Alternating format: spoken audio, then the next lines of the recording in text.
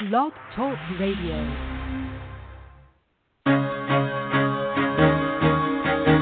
Carol the Coach. Sex, love, and relationships. We talk about it here. Carol the Coach. Compassion with contemporary relevance. I am a psychotherapist. I can be your personal life coach, and I can help you with your issues. There are no problems too small or too big. You can talk about anything. Speaker, columnist, radio TV host, and commentator. Carol the Coach brings messages of wellness and empowerment within reach of everyday people every day. Almost 5 years ago, I lost my soulmate in an accident. He was killed in a plane crash. Life just, for me, has seemed to stop. There are groups all over the city. I teach one. It is a specific way to start thinking so that you shift how you see the world, which then shifts your energy, and then you feel better and you actually see things differently. Carol the Coach. Always available, too, at carolthecoach.com. Now, I've got Russell on the line. I'm 47 years old. I'm a truck driver. I'm married. I have a wife in San Francisco. Okay. I haven't been home in 6 months. My thing is, I don't know if I have a sex addiction or what the problem is.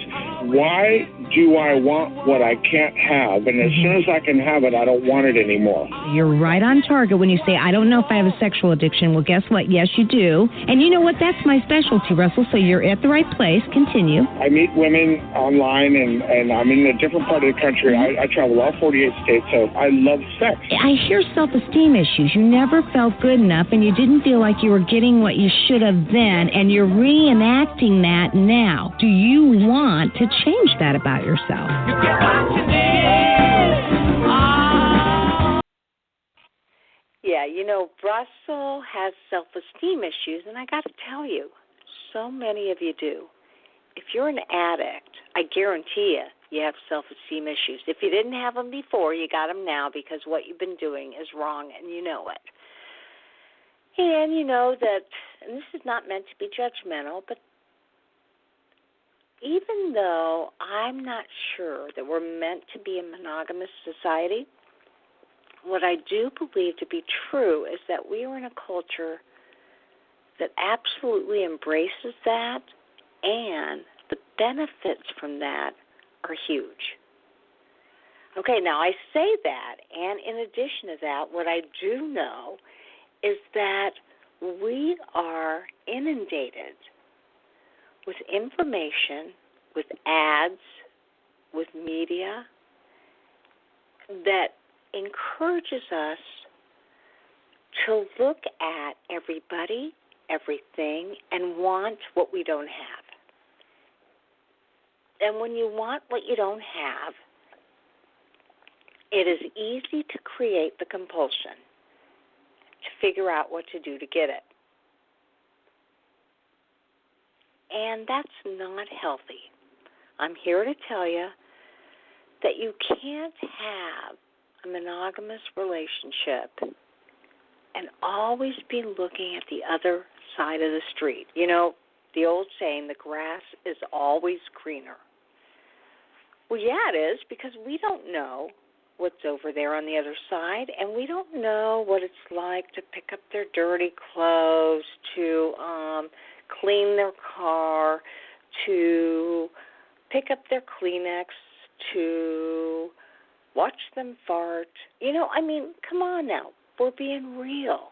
And to be real means that we have to accept the people we love for what they have to offer us and to who they are and to what they can contribute to our lives.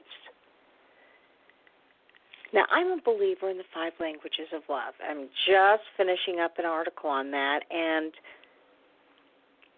if we are emotionally evolved, we work on giving to our partner what they don't have.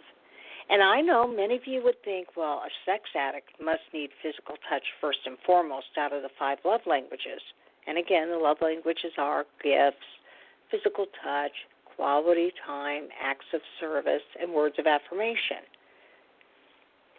But I started out the show by saying that truly sex addicts have low self-esteem. So whether they were born with it, whether they learned it as a kid, or whether they feel it now because they have not been doing the right thing, more often than not, they need words of affirmation to get them over the hump.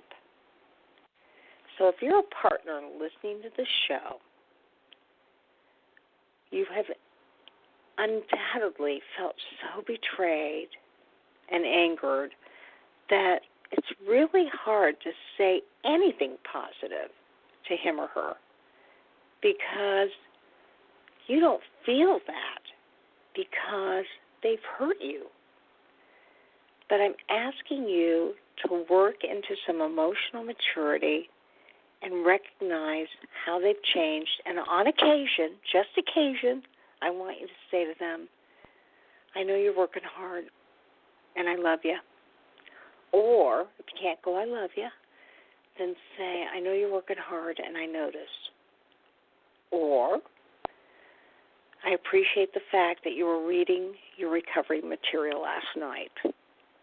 Or, thank you for taking the kids to the play and giving me some time to take care of myself.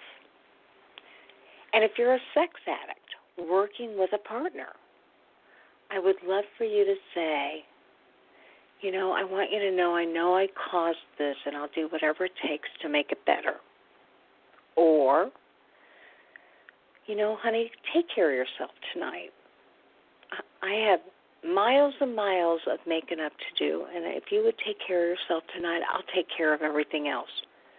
I'll put the dishes in the dishwasher, I'll start that load of laundry, and I'll put the kids to bed. Or, honey, I really want you to have a good week, and I want to know where can I take you this week to show you are special and I love you. And finally I get what it takes to be a good husband. Please let me do it now and tell me when I'm wrong. Okay, those are all kind of words of affirmation, and I'd like for you to try that. Now, if you remember last week, I was talking with a woman who kind of questioned the general belief that if you are a partner of a sex addict, perhaps you have attracted them into your life because of your own unresolved issues. And you know, I'm Carol the coach, and I do partner trainings, and I first and foremost want to say to you, you did not attract this into your life. You know, what happened to you was a complete surprise, and the addict spent minutes, hours, weeks, months, and years fooling you. And all that is absolutely true. And I'm a marital therapist, and what I know to be true is sometimes we attract into our lives the things we need to work on. For instance, I came from a family that did not encourage me. They did not acknowledge me verbally. There were no words of affirmation there, but I knew I was important to them. And I was always looking for those words of affirmation. So who did I marry? I married a man who was incredibly loyal and faithful, but he sure doesn't say nice things to me. He doesn't tell me I'm beautiful. He doesn't tell me how much he loves me. He doesn't do any of that. So as an emotionally mature person, what I have to do is tell myself, you know what? I can focus on what I'm not getting, or I can focus on what he gives me. Like I said, he gives me loyalty. He gives me a lot of acts of service. Oh, my goodness. He washes my car every week. He keeps our house clean. If you've been listening to the show, you know I've never had to even do a toilet bowl. He's that efficient. And he loves quality time with me. He loves to share that with other people. I mean, he's always saying, hey, who can we invite over? But at the same time, he loves our relationship, and he loves that I afford him an opportunity to have a really good life.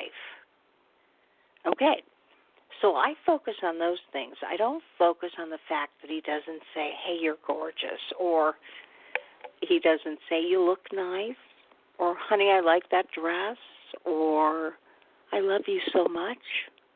You know, that's not his style. He's not a words of affirmation guy. But guess what? He does need that. And that's what's been so fascinating for me when I did the love languages. And when I assumed physical touch was his love language, because for many men it is, I was shocked to find out that the very thing he didn't give me, he actually craved. And when I gave it to him, when I said, hey, honey, thank you so much for doing that for me. I so appreciate it. You're amazing. He'd look at me, deers in the headlight, and he'd say, who the heck has taken my wife? Who is in my wife right now? Because that is not my wife. And so he would actually kind of reject the sweet things I would say to him because he wasn't comfortable.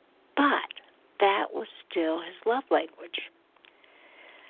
So I'm going to ask you to go to the website, The 5 Love Languages, Dr. Gary Chapman, and you both take that test and see what each one of you has as your primary love language and make your life better. Even though you're in crisis, do that now.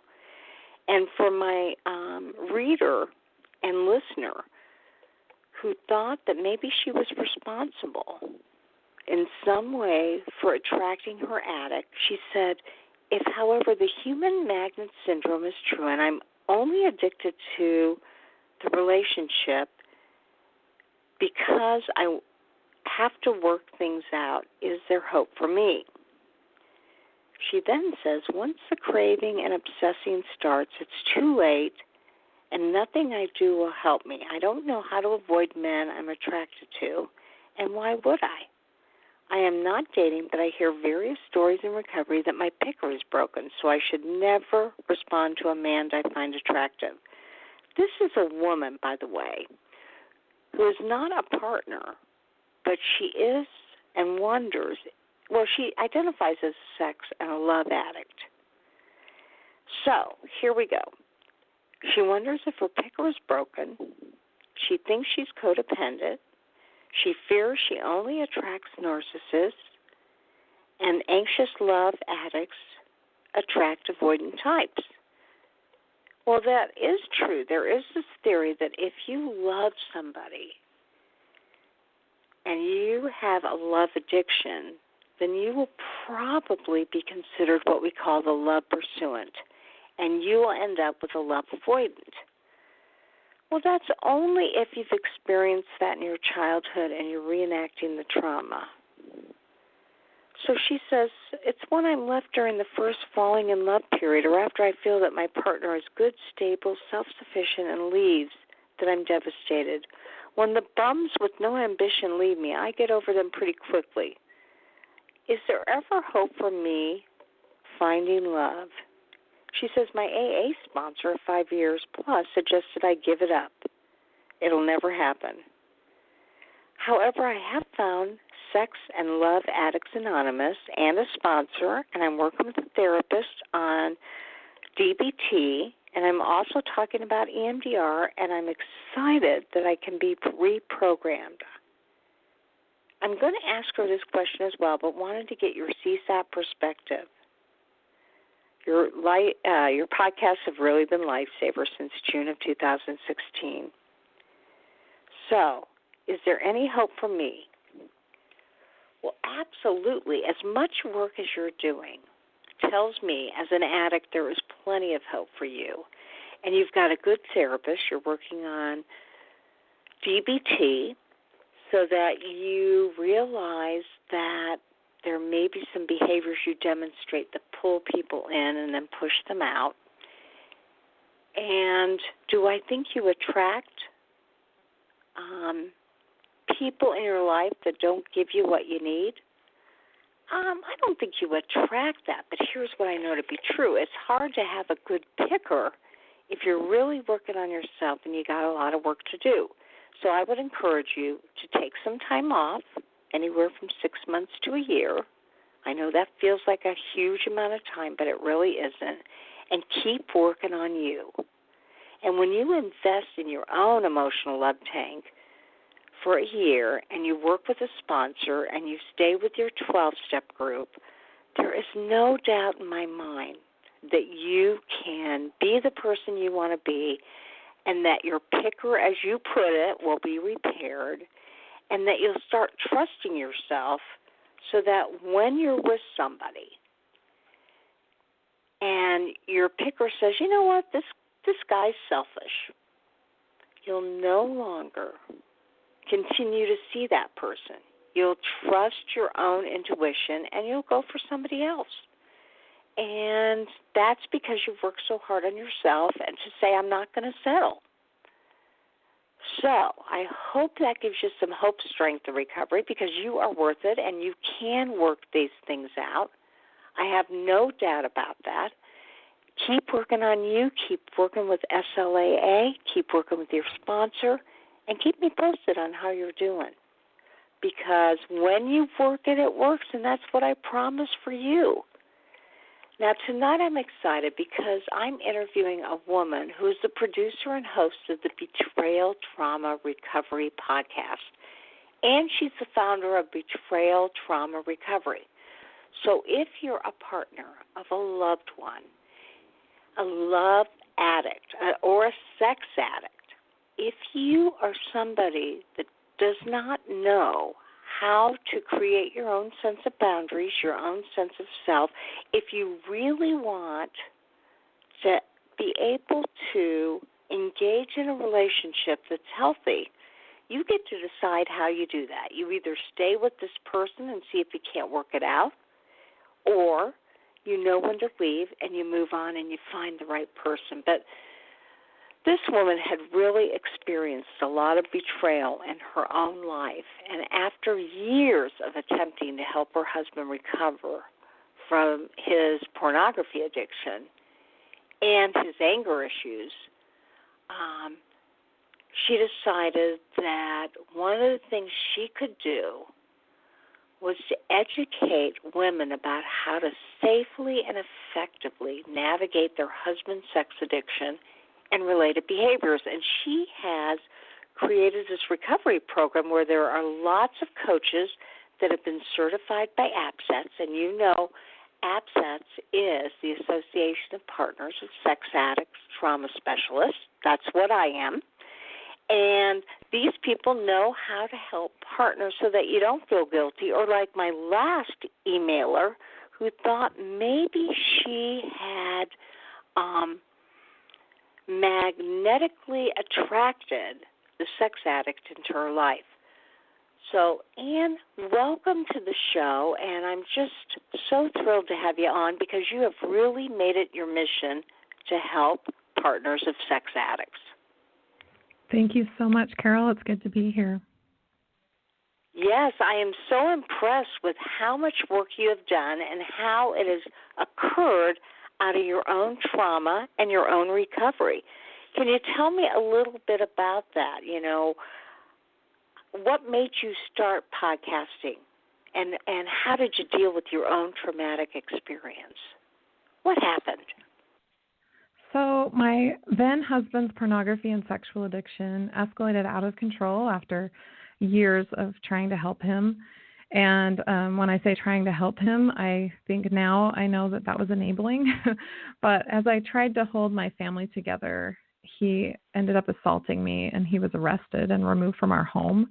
And that was my rock bottom. I just knew then that I could not go on the way that I was living before. So I began working on my own recovery. And about 9 months after his arrest, I just had this really strong feeling that I needed to start a podcast to talk about my experience in real time. Anne Blythe is a pseudonym. It's not my real name.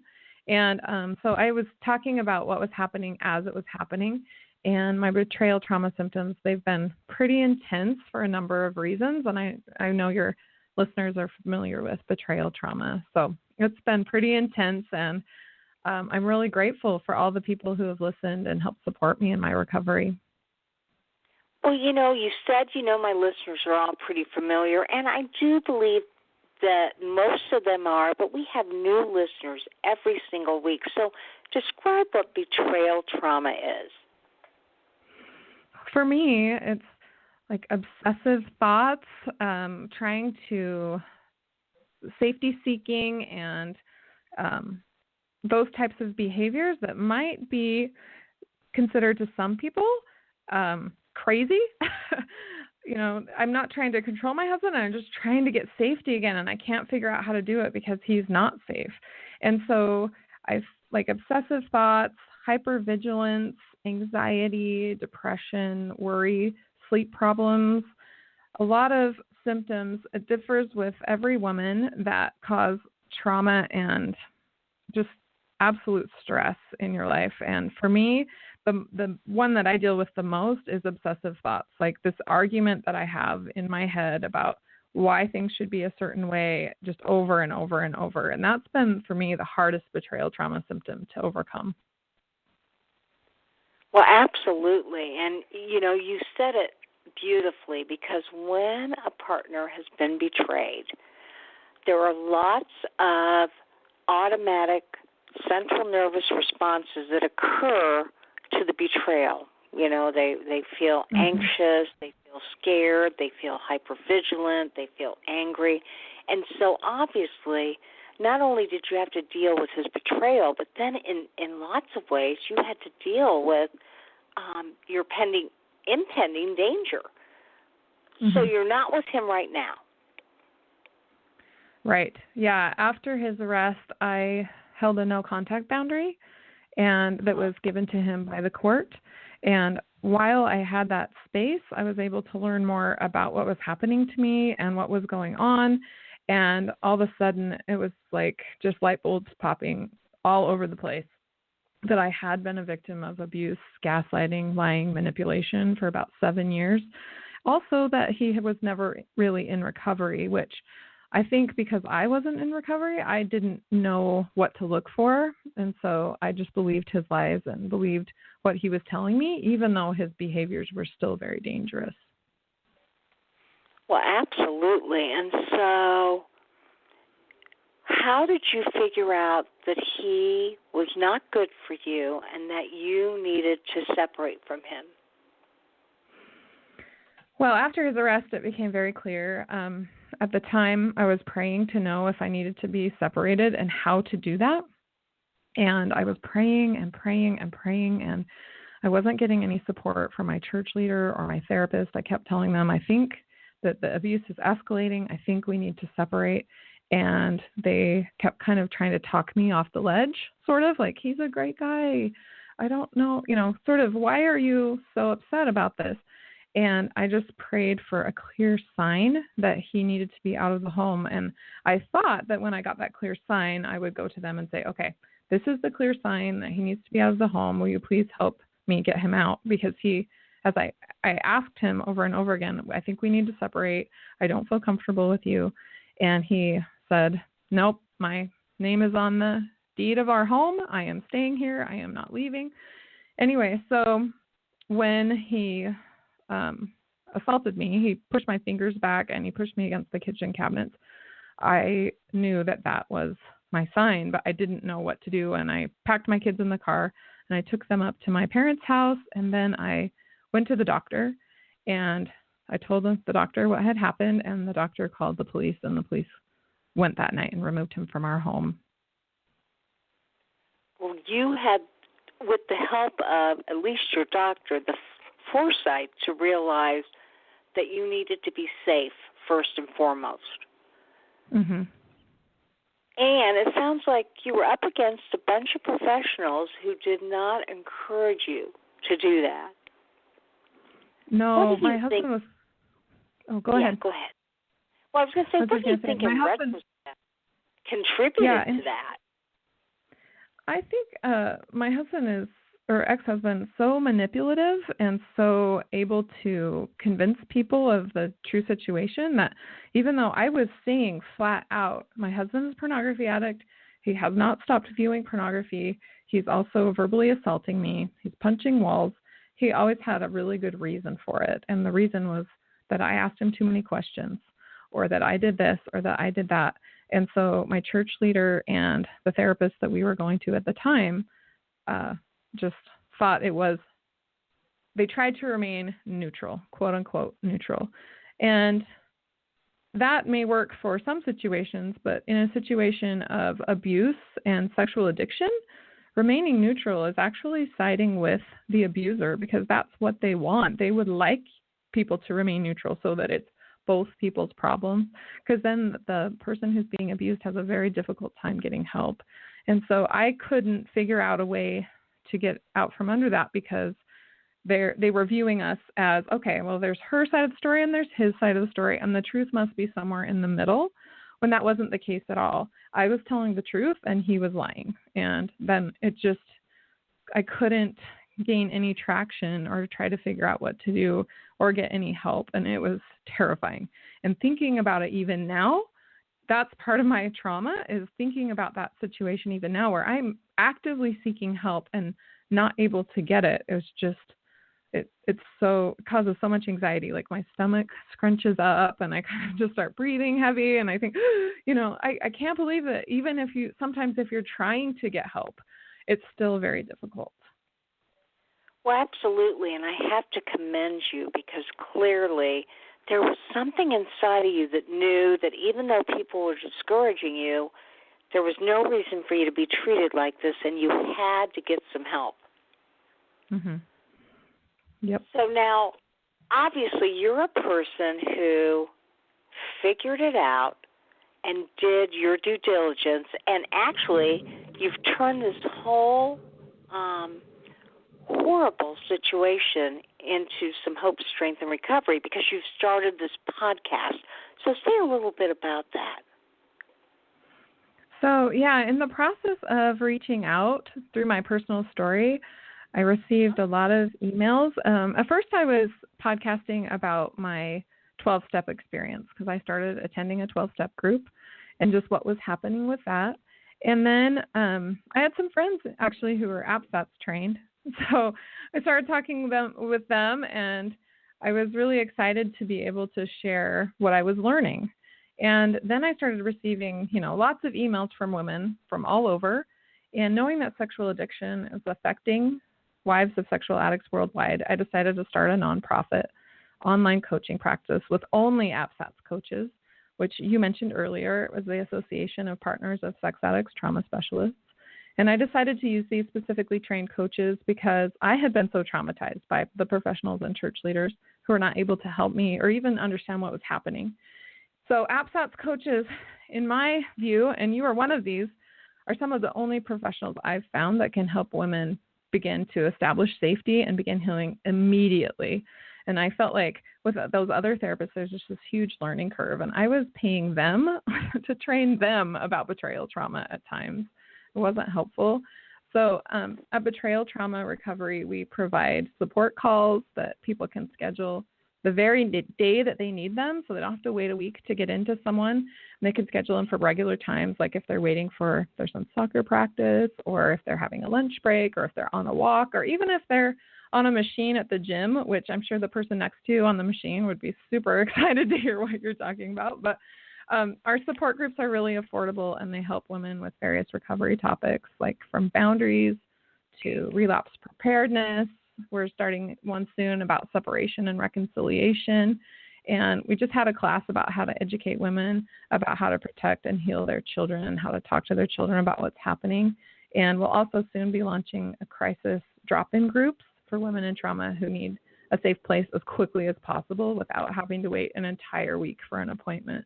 The reason I wanted to start those is because I actually called the domestic violence shelter that night, and just because I was like, I don't know what to do. And although they were helpful in telling me, like, go to the doctor and tell them what happened or whatever, in terms of long-term support, it was kind of difficult because there wasn't exactly like one point person that could help me, or one point person that had all of the knowledge about sexual addiction and the related behaviors. And so I found that APSATS has such a broad view of the whole situation that they can help women more than anyone else. Well, absolutely. They really have devoted their niche to partners of sex addiction trauma, and Barbara Steffens, the president of that group, has written Your Sexually Addicted Spouse, and there are so many great recovery coaches and clinicians who have said, we are going to make this different for partners. And I love the fact that your partners don't have to wait for the help they need right away. You have got to feel like, in some ways, you're meeting a need that was not met for you. Yeah, that's exactly why I started it. I felt like even though even if I could find someone that understood, getting to see them, they had a month waiting list, or they didn't understand like the abuse, or my husband would go. It was just so complex. The situation is very complex, and it takes a while to figure out what's happening. And I think that with APSATS, the multidimensional partner training, the first step is establishing safety and stabilizing the situation. And that, for me, it was such an aha moment. Like, yes, women need to know that, like, the first step is to establish safety, whether that's emotional safety, sexual safety, physical safety, whatever kind of safety that is. Because even through all the 7 years of recovery with my husband, I still was not emotionally safe that whole time. Even though I wasn't being physically abused the whole time, there was never a therapist that said, okay, look, the first thing we need to do is make sure that your wife is emotionally safe. And so I never had that experience. I was always just kind of hoping and crossing my fingers that the next time that there wouldn't be a next time of him swearing at me or accusing me of things, or not of feeling fear, really, of feeling emotional fear. Well, absolutely. I'm glad you brought that up, because truly the training that I participate in and that I stress with addicts and their partners is that, there's 3 typical areas that you need to work on with a partner. And the first is exactly what you said, safety and stabilization. What's going to make the partner feel safe and stable, as well as how can the addict do that? And in your situation, the addict couldn't do that.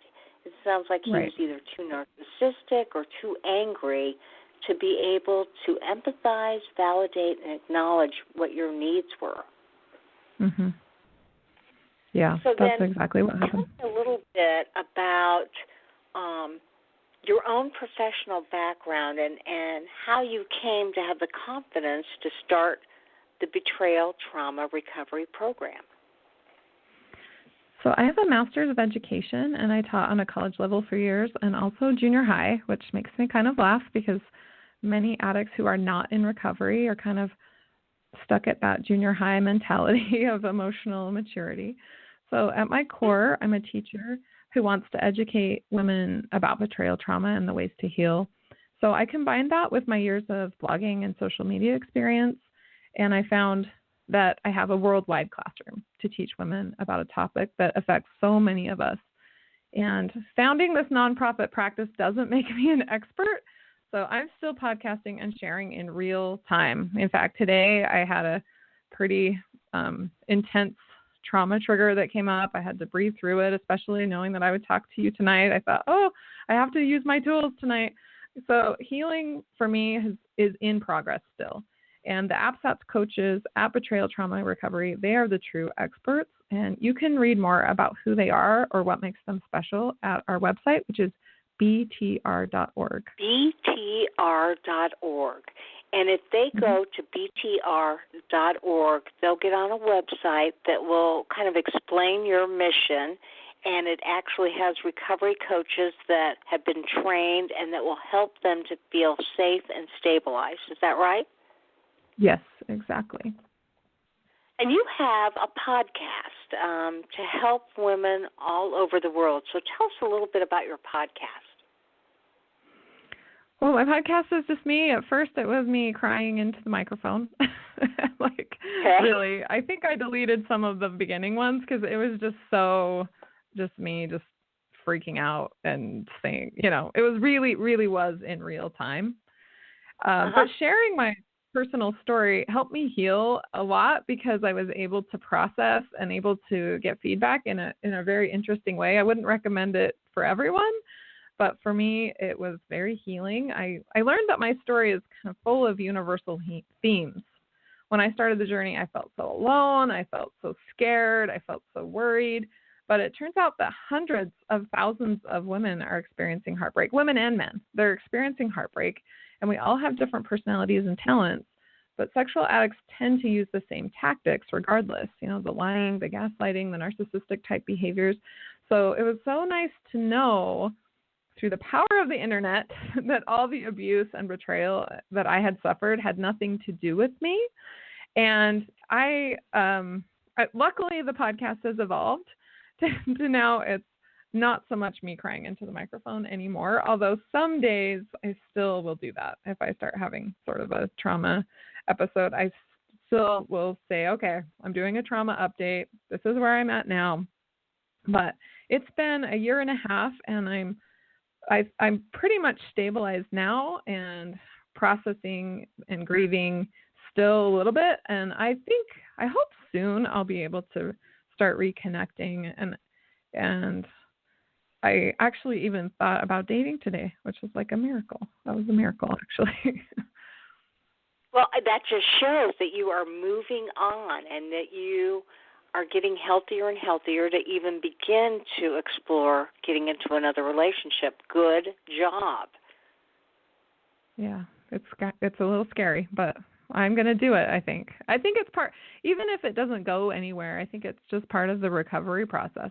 Just being able to even go to dinner, with someone and not necessarily expect anything to happen or worry about that, but as part of my 12-step, to surrender that and to be open to what God has in store for me is exciting. It's really exciting. And if the dinner doesn't go well, I can just go home, So I'm just working on knowing what my boundaries are and being healthy myself so that I can attract a healthy person into my life.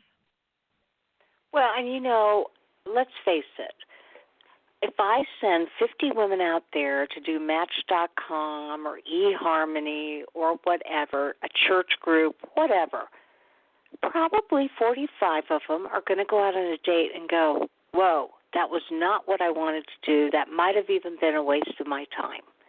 And that doesn't mean anything bad. That means, okay, that's one more person. You've checked off the list. You gave it a shot. And it's time for you to decide when the next time is that you want to try it again. Because dating is hard. Finding the right person is hard.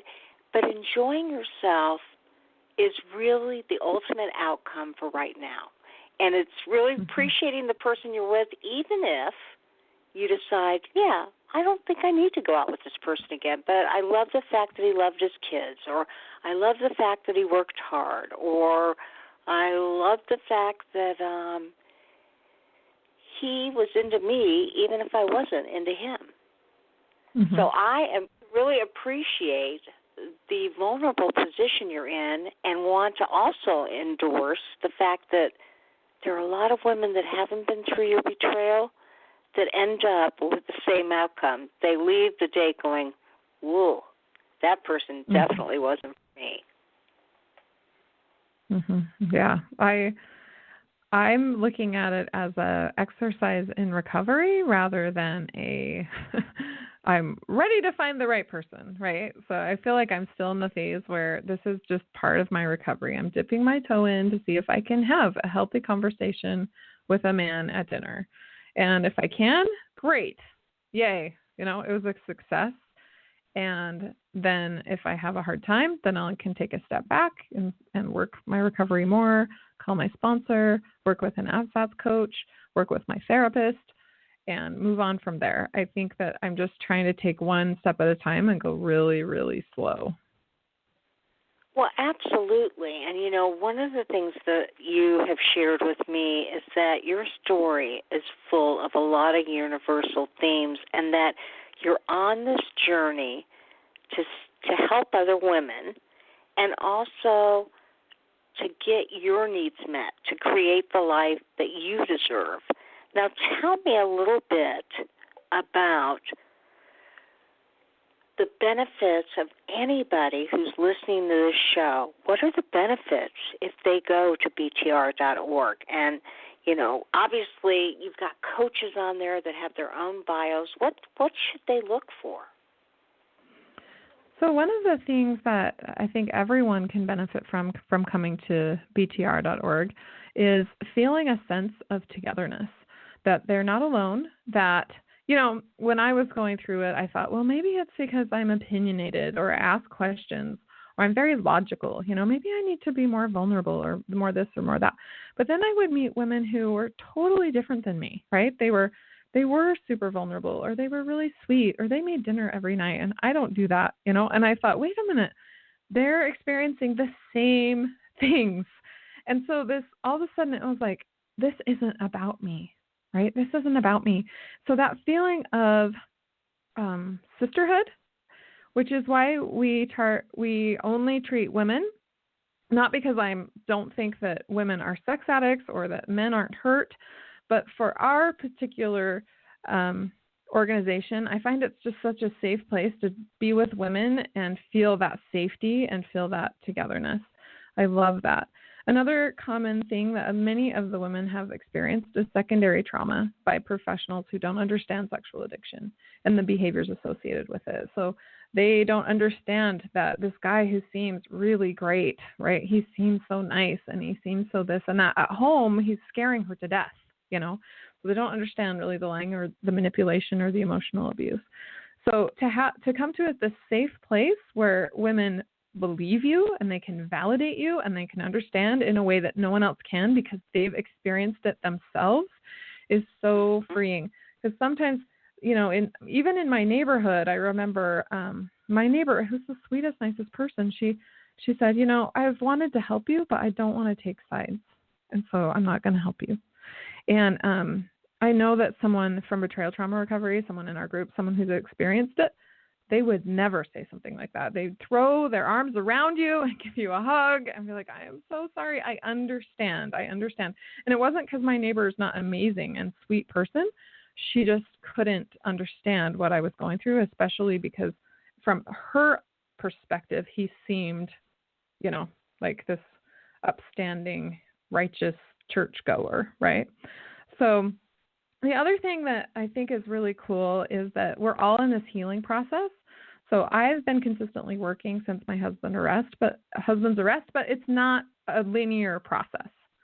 So you go through ups and downs and ins and outs, and being able to see someone recover in real time, as I have been able to do and willing to do, is, I think, good for everyone.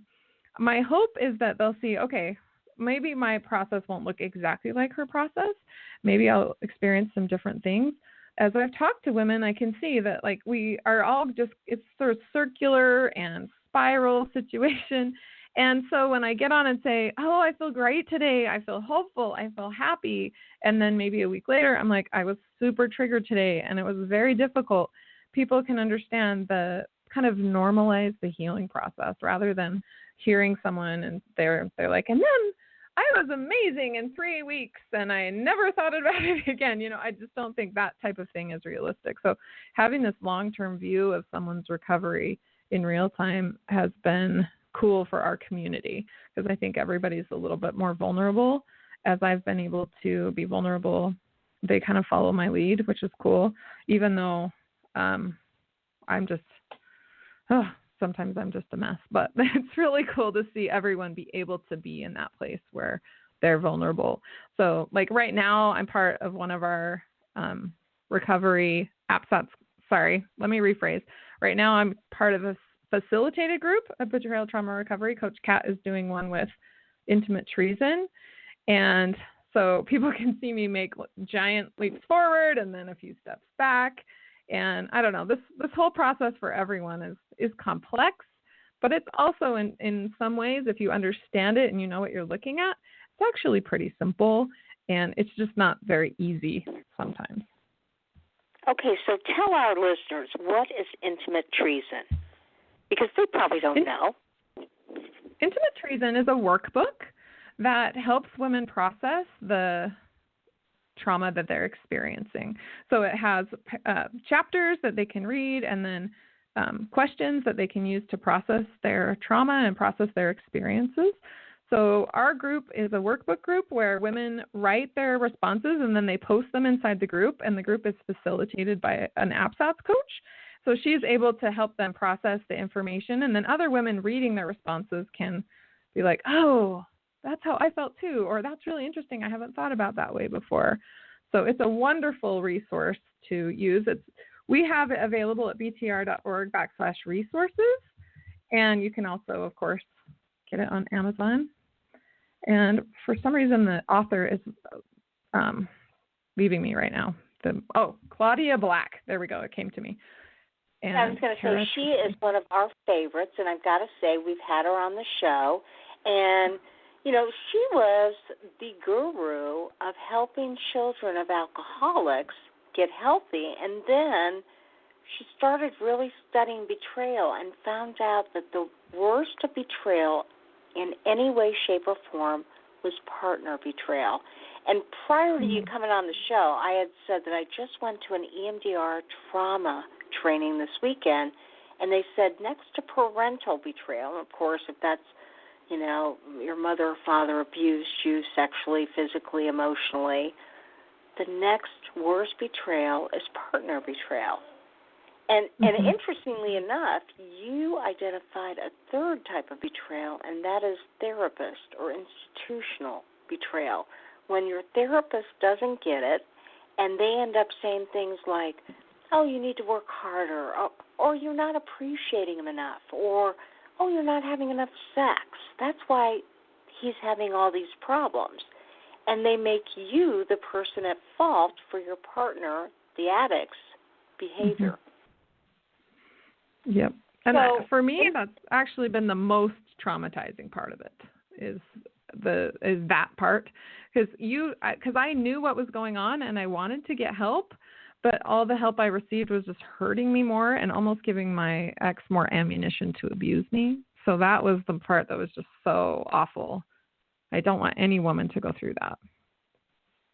Well, and obviously you have made it your mission to make sure that that does not happen. So one more time, your website, which is super easy, is www.btr.org. And people can go to your website and they can find recovery coaches that understand and get them. They can find resources. And, you know, you've got this amazing podcast that sounds like it was very organic. It started with you just emoting and sharing your feelings. And then I'm sure you interview the experts, too, people that really can help partners to understand what's going on in their life. Yeah, now that's what it's evolved to. So now most every week, unless I'm doing a Anne Blythe trauma update, I interview one of our coaches or experts. All of them have been APSATS trained, which is awesome. So I am gleaning so much from them as I interview them and also as I do my own recovery work. And that is what it's evolved to now, which is awesome. Like, the APSATS coaches are amazing, and I love hearing all of their insights and what they have to say, and grateful for them for all the hard work that they do in helping women all over the world. Right, and you know what? A lot of the APSATS coaches are recovering partners themselves. They've been through it. They know what it's like. They've gotten professional education, and they've made their choice to really create a support system for other partners, just like yourself. Mm-hmm. So, I mean, that's the other amazing thing about this work. Yeah, they are so passionate. We've all made it our life's mission to do this. This isn't something, you know, my dad the other day, he said, I don't know if I want you to do this because I love you and I care about you and I'd really like you to move on. And I said to him, Dad, this is my life's mission and there's really no moving on from this. Healthy sexuality affects everyone. It's going to affect everyone all the time, pretty much. It's like nothing that you can avoid. And learning to be emotionally healthy and have healthy sexuality and have strong relationships is what Betrayal Trauma Recovery is all about. And I hope that as my recovery progresses, that people will hear, as I shift and change and grow, like I said, thinking about dating again. But I think that this is not a topic that we can just pretend doesn't exist and move on with like our lives, because anytime anyone is in a relationship, these types of issues are going to come up. Oh, 100%. And I do believe parents absolutely are so saddened when their child has been traumatized. And certainly what you went through would traumatize anybody, not only the partner betrayal, but then the physical abuse that you had to deal with. So I get that your dad would love for you to move on. And, he just doesn't understand that part of your recovery is helping others to make it better for them so that they don't deal with what you have had to deal with. Yeah. So now, how has it. journey been for you? What have been some of your aha moments? I think one of my biggest aha moments is that it is a journey and that it is a process. Because sometimes I feel fantastic and I feel on top of the world and I feel super hopeful, and then other times I get pretty sad. Luckily, the times that I feel hopeful now are getting more and more frequent, and the times where I feel sad are getting less frequent. And also, when the times I feel sad have occur, I know I have tools now. I have tools. I know what to do. I know how to deal with the trauma. I know how to process it. And so I'm hoping that it will reduce again and again over time. But that is one of my biggest aha moments, is that it is a process. It's just not something that I can take one course and be like, oh, okay, I'm healed. Hallelujah. I can now never think about that again. It's just a process. And I'm not sure when I will feel peace 100% of the time. I'm not even sure if that's realistic. Does anyone feel peace 100% of the time?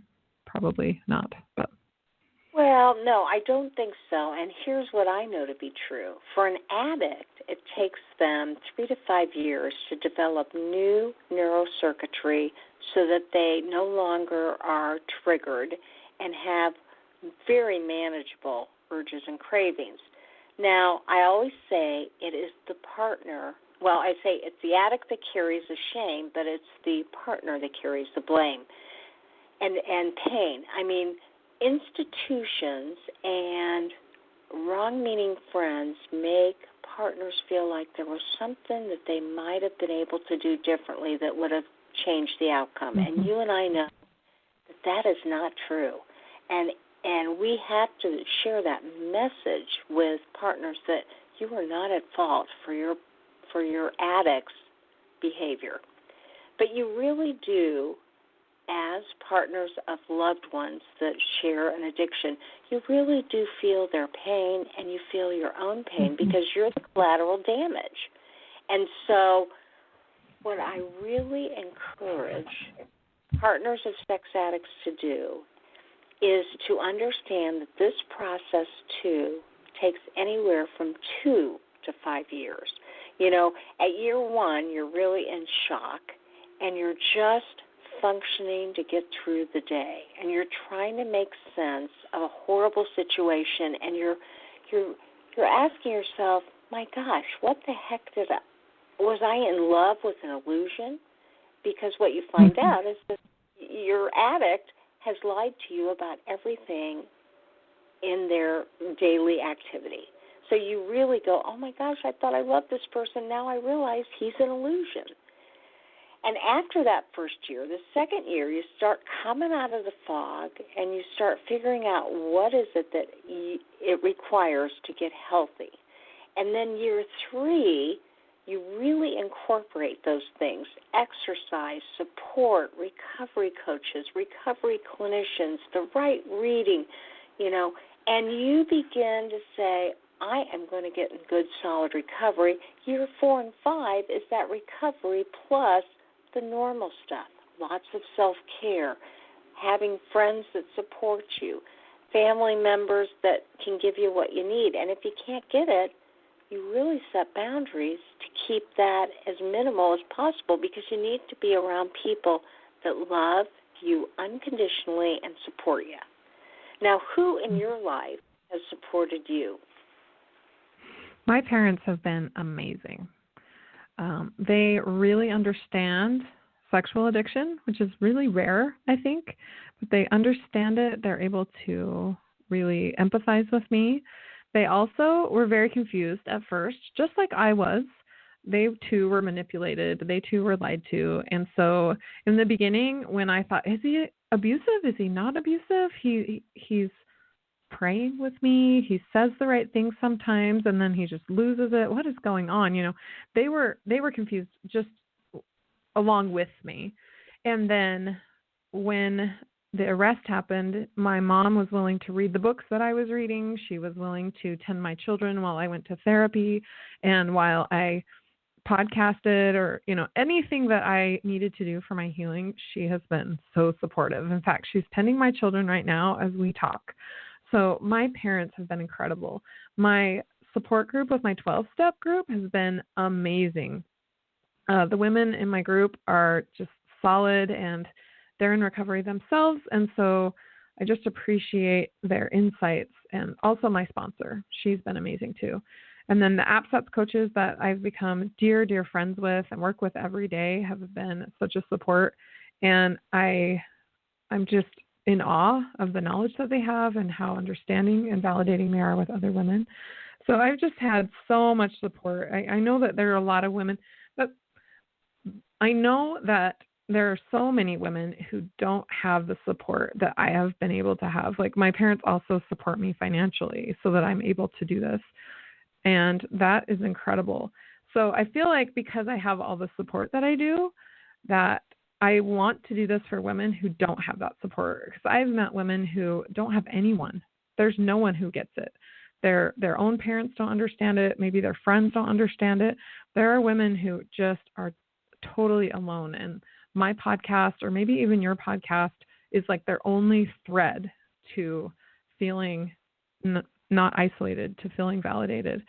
And because I have so much support, I want to share that with other women, and because I know that it's probably very lonely in their situation. Well, 100%. And, you're right. Your podcasts have really made a difference. And hopefully mine has too. Share with me a little bit about what boundaries have played a part in your healing, because boundaries are so important. So before my ex's arrest, when he was in recovery, well, he was not in recovery, but he told me he was in recovery, I didn't understand boundaries at all. In fact, I had heard about boundaries. People had talked about it, and I thought, well, my boundary is that whenever he, punches a wall or whenever he screams and swears at me, I'm going to tell him that I won't stand for that, right? That's what I thought a boundary was. I didn't understand that, I needed to actually get to safety somehow. I thought that I could just talk to him and that somehow that would change something, but it never did. So when the judge issued him a court-ordered no-contact order, which meant that he couldn't contact me for any reason or come within 1,000 feet of my house, I was like, what? Because we have 3 children together and I did not want to get divorced. And so I was just like, this is crazy. What are we going to do? And I went to the domestic violence shelter to get some counsel from them. And I didn't know, but a no contact order is pretty common for someone who has experienced emotional or physical abuse. So when I started realizing, okay, this might be an option and how would I go about this, then I started thinking about how I could maintain safety in my own life. So I knew that I could amend or cancel the order, but I didn't know exactly, what I should do or how to do it. So I decided just to keep it and work on my own recovery. I knew I couldn't go back to the way things were before. And I could see that my husband didn't seem to be taking accountability. So even though I had this no contact order, I could see a lot of the things that he was doing. I could watch his behaviors.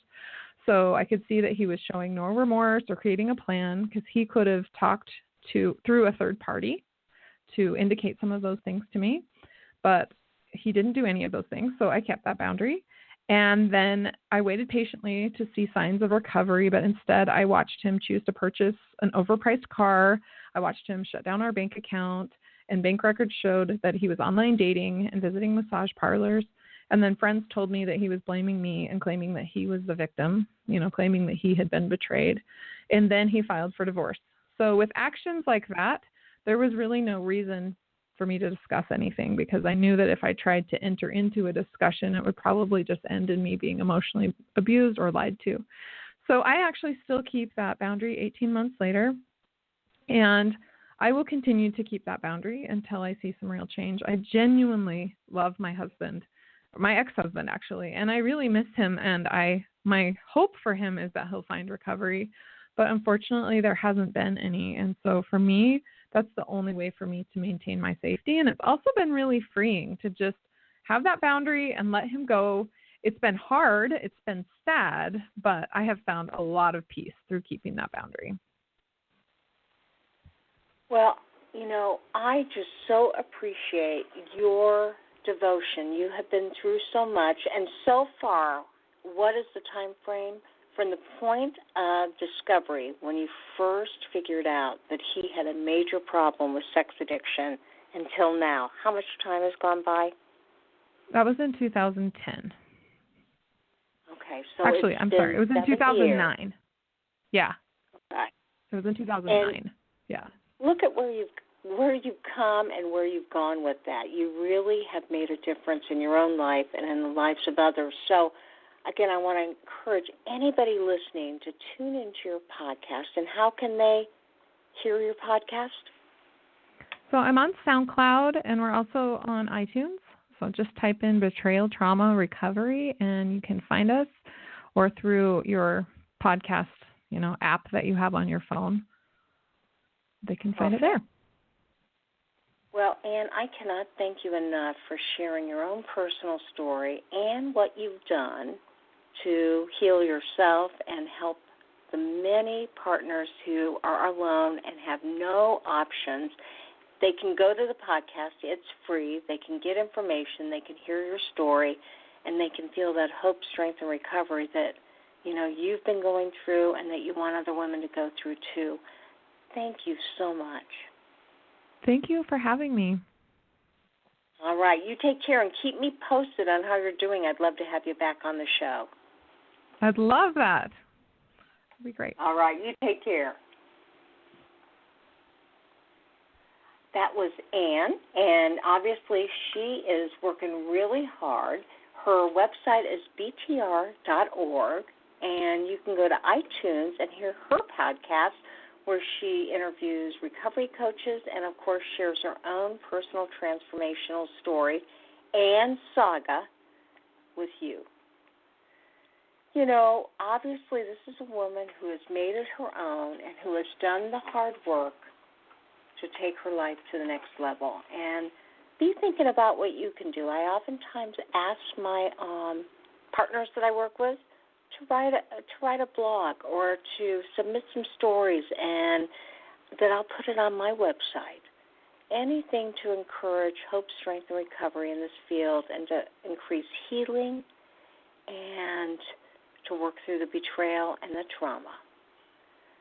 That's what we're all about here on Sex Help with Carol the Coach. As I say at the end of every show, there will only be one of you at all times, so I fearlessly want you to have the courage to be yourself. And for partners who are listening, there is hope. And for sex addicts who are listening, you just heard Anne take her life to the next level. Encourage your wife to do the same. And empathize, validate, and acknowledge. And as of tomorrow, there'll be a new YouTube video on Sex Help with Carol the Coach for partners and for addicts. And that YouTube that I've done tonight, that will be on tomorrow, teaches addicts that they have to empathize, validate, and acknowledge their partners. And when they do that, that's a formula for success, but you have to be consistent. You have to mean it from your heart. And there is hope, strength, and recovery when you do the next right thing. You all have a great week, and we will see you soon.